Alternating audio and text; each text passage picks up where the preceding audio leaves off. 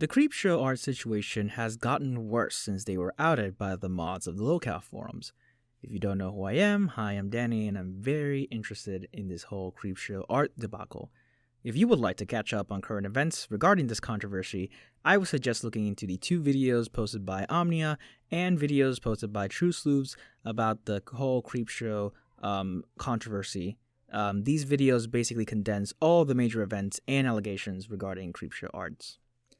The Creepshow Art Controversy started as a seemingly minor drama about a popular content creator self-posting on themselves in anonymous locale forums using transphobic, racist, and homophobic slurs, and has now devolved into a shocking case of cyberbullying, cyberstalking, and a disturbingly long harassment campaign that spans almost a decade. These new allegations were brought to the spotlight by Emily Artful, another content creator here on YouTube. She recently posted a 2-hour-long video that goes into great detail about all the abuse she has suffered, and she presents a lot of screenshots and receipts about Emily and her husband, Anthony Parker's involvement. Emily Artful's videos was one of the most heartbreaking videos I've seen in a long time. If you haven't watched it, I completely understand. It is 2 hours long and it covers a lot of information that spans over a decade. It covers a lot of heavy subjects like drug abuse, sexual abuse, harassment, cyberstalking, so fair warning. I'll be trying to condense as much as I can about this information. Emily starts the video by stating that the people who have been stalking her for the better part of a decade was none other than Shannon, Creepshow Art, and Shannon's husband, Anthony Parker, who's Emily's ex-boyfriend. Emily is a recovering addict, and she has been battling drug abuse since she was 14. She is now 7 years sober as of the writing of the script. She also suffered from eating disorders as well as mental health issues, and it is very important to keep this in mind moving forward since Emily was in a very vulnerable state the moment she met Anthony. Between the ages of 18 and 20, Emily was a gig musician making little to no money. During that time, she was performing at the Nickel City Arcade in San Jose. This is where she met Anthony and started having a toxic, codependent relationship. Now, Anthony is a very disturbing individual, and if we were to believe the allegations in this video, he is an admirer of Heath Ledger's Joker. He was once caught talking about shooting up his school. He also talked to his friends about donning a mask, kidnapping his classmates, and torturing them. So yeah, a lot of red flags with this guy. During such time, Emily was also abusing sleeping medications alongside with cocktails of other medications. While Emily's memory was a bit of a haze, she can still clearly remembers all of the moments of abuse and manipulation that she has suffered during her time with Anthony. She was even featured in some of Anthony's music videos, and they have collaborated in multiple projects. Their relationship would have a very professional and cordial while they were working on projects together, but then at home, it would turn into a very toxic environment. One of the biggest accusations Emily poses against Anthony, which I am inclined to believe, is that Anthony had sex with Emily when she was not conscious enough to consent. Ultimately, their relationship falls apart as Anthony was caught cheating on Emily, and according to Emily, one of the biggest reasons for their breakup was when she posted a somewhat flirtatious comment to one of her friend's Facebook page, and Anthony went on a jealous rage, screamed at Emily, and promptly ended things.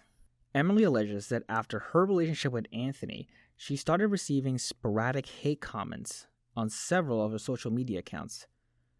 Before Emily started her current art channel, she had multiple social media accounts of various topics, a Minecraft account, a music account, and a separate art account that was unrelated to Emily Artful's YouTube channel.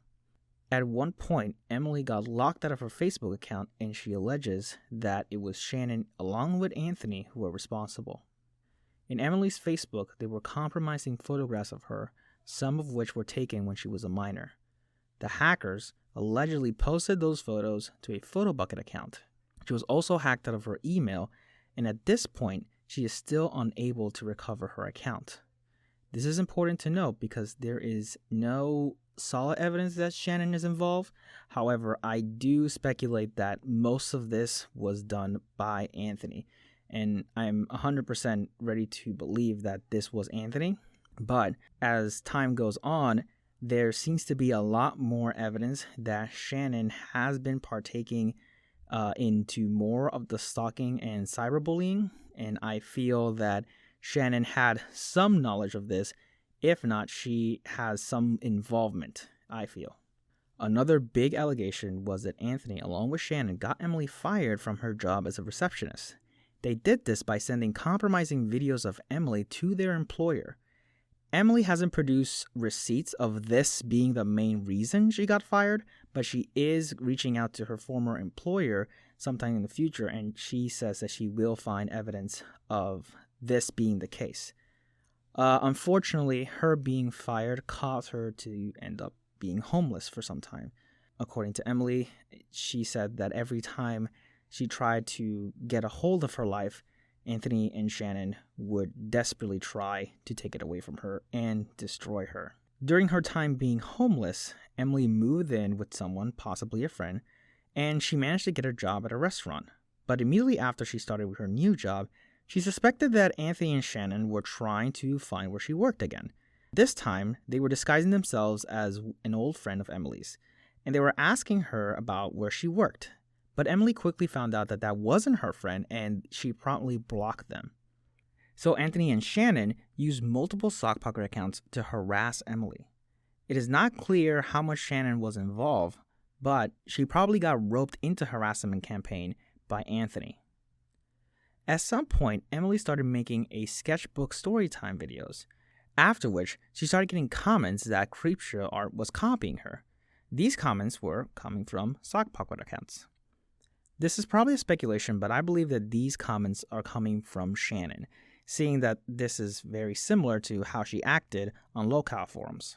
Finally, the video culminates with Emily confronting Shannon on Instagram about the cyberstalking, about copying her videos, about copying her thumbnails, but Shannon doesn't seem particularly upset.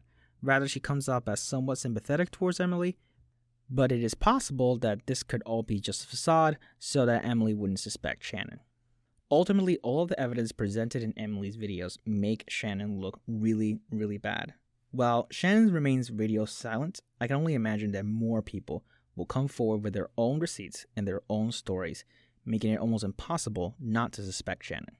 While everyone in the commentary community, and I use the word community very loosely, has been talking about Shannon, being that she is a very popular figure, I feel that this Anthony character is much worse, in my opinion. Even though he is not as popular or as well known as Shannon, Anthony poses a very real danger to Emily and her family. All the stalking, harassment, and abuse starts and ends with Anthony. Shannon was just along for the ride. I'm not excusing her of her actions, but she needs to face accountability for what she's done. But I feel that Anthony was the main instigator. While Shannon's YouTube career lies in ruins, Anthony seemingly gets to walk away from all of this and just disappear back into the void of the internet. What's sad is that Anthony probably won't face any real consequences from all of this. Emily has exhausted all of her legal options, and cases of cyberstalking aren't taken seriously by local police. All that Emily had were her screenshots and her voice. And as of this writing, over 1.3 million people have seen her story. All we can do as a community is to believe her story and support her any way we can. As time goes on, victims involved in the Creepshow Art Controversy will begin to gain confidence in sharing their own personal stories of Shannon and or Anthony. As of this writing, there has been an update regarding Shannon's involvement in cyberstalking. A Twitter user by the name of Kevin Calder posted a long Twitter thread sharing their personal experience with Shannon, and within the thread, they revealed that Shannon was responsible for cyberstalking Emily Artful. Shannon began to cyberstalk Emily, first starting by finding her YouTube page. She shared videos with me, and I naively thought that they were harmless and wouldn't go no further. But Shannon started looking for her home address, her phone number, and any other information she could find. Shannon told me how she had plans to harass Emily, either by sending her letters or prank calling her home. Now, she plans to leave hate messages on her videos or DMing her from burner accounts to spread hate. this is when I began to distance myself from Shannon. The distance led me back to my abuser, which is a different story. But one of my last interactions with Shannon was her proudly showing me that Emily had posted a video about closing her YouTube channel because of the harassment she was receiving.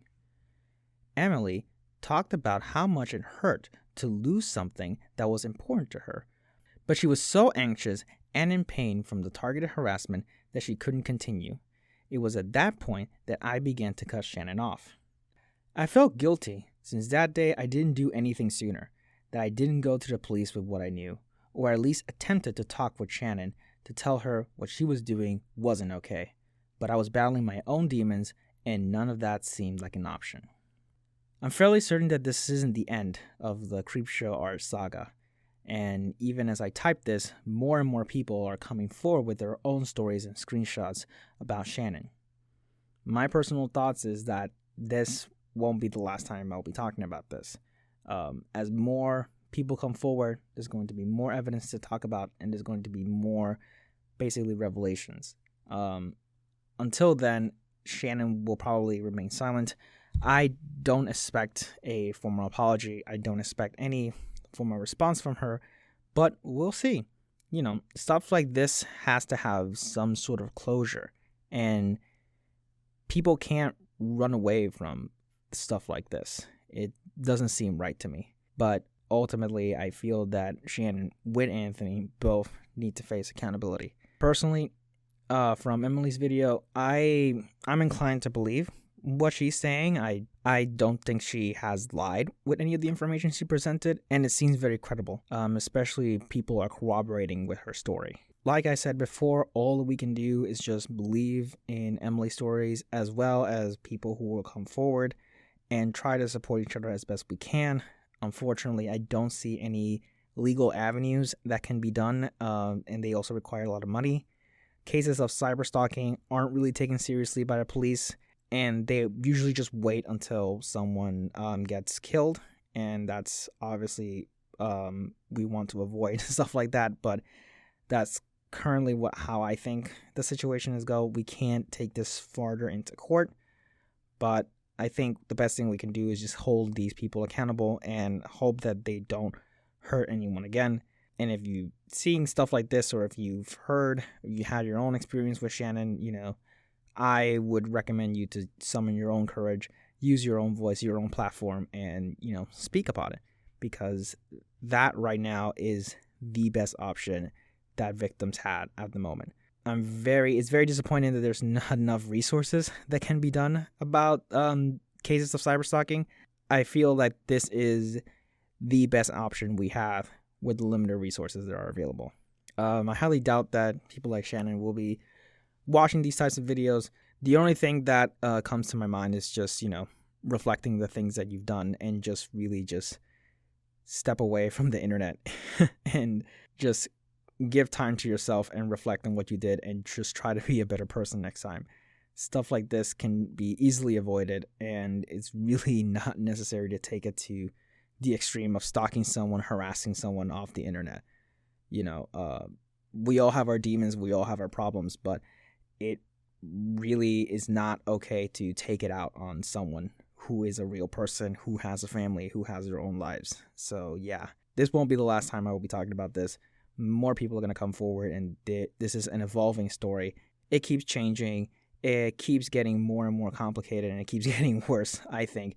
But I feel that the worst of all the allegations have passed, and everything is just people kind of corroborating each other's story, which I feel like this will probably bring an end to this saga probably within the next few weeks, I feel. Unless something big happens, I don't think anything else will develop from here. If you have your own thoughts or opinions that you would like to share on this video, feel free to leave a comment or leave a like or share.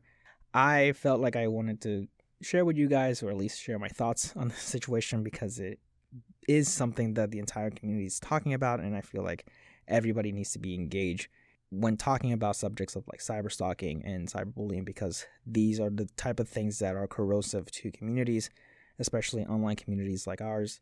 We really need to watch out for each other and take care of each other, and really be careful who your friends are and be careful who your favorite content creators are, because it's like the old saying goes, your favorite content creator is problematic. So thank you so much for taking your time watching my video.